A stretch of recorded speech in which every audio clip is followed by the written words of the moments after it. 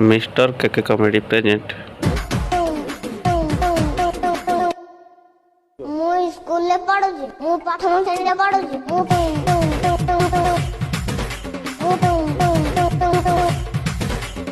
ସ୍କୁଲରେ ପଢୁଛି ମୁଁ ପ୍ରଥମ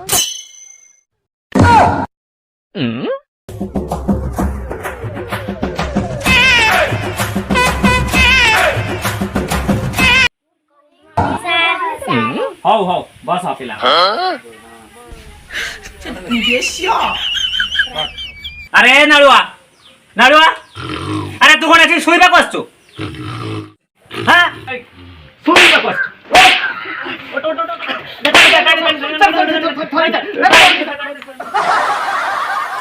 ନାଳୁଆ ତୋର କଣ ସବୁଦିନ ଗଡୁଛି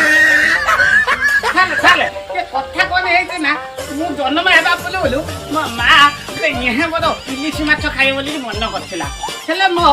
ବାପା ତାକୁ ଦେଇ ପାରିଲାନି କଣ କରିବା ସେଇ ଯୋଉ ତା ଆଶାଟା ରହିଯାଇଥିଲା ମୁଁ ତ ଏଇଖିନା ଖାଲି ବୋହି ଯାଉଛି ମୁଁ କଣ ତାକୁ କଣ୍ଟ୍ରୋଲ କରିକି ରଖିପାରୁ ତୋର ବି ଏତେ ବୁଝେଇବା ଦରକାର ନାହିଁ କାଲି ଯୋଉ ପାଠ ଦେଖିଲି ପଢିଲୁ ଆଉ ହଁ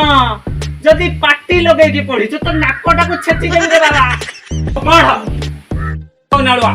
ଏବେ ତ ଟମାଟୋ ରେଟ୍ ବଢିଗଲାଣି ଟମାଟୋର ଚାହିଦା ବି ବହୁତ ଟମାଟୋ ବିଷୟରେ କିଛି ଗୋଟେ କହିଲୁ ଦେଖିବା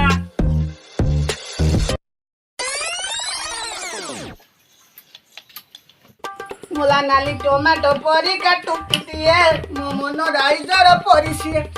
ମୁଲେଇ ପରିକା ଚେହେରା ମୁଲେଇ ପରିକା ଚେହେରା ତାର ଦେଖିଦେଲେ ଝାଳ ବୋହିଯାଏ ବାହାରିଲା ଦିନେ ଭିଣି ବାଡ଼ି ଭଙ୍ଗା ସାଇକଲ ଆଶାବାଡ଼ି ବାହାରିଲା ଦିନେ ଭିଣି ବାଡ଼ି ଭଙ୍ଗା ସାଇକଲ ଆଶାବାଡ଼ି ବାଟେ ଯାଉ ଯାଉ ମାରିଦେଲି ଆଖି ବାଟେ ଯାଉ ଯାଉ ମାରିଦେଲି ଆଖି ପାବାର ପୋଲସ ଗଲା ପଡ଼ି ଦେଖିଲେ ସାଇତାର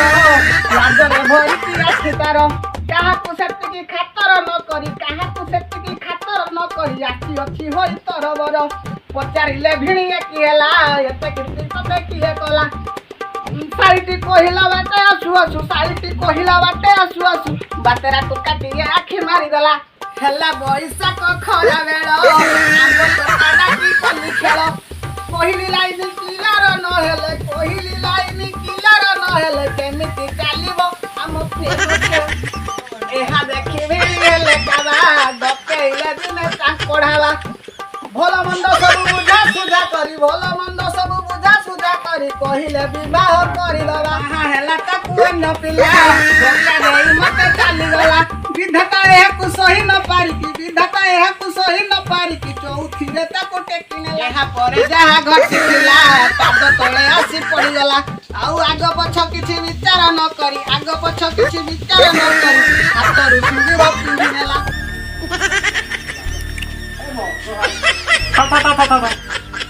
ଆମେ ନାଳୁଆ କଣ ଗାଇଲୁ ବେ ଆମ କାନ ଶୁଣି ଧନ୍ୟ ହେଇଗଲା ଓହୋ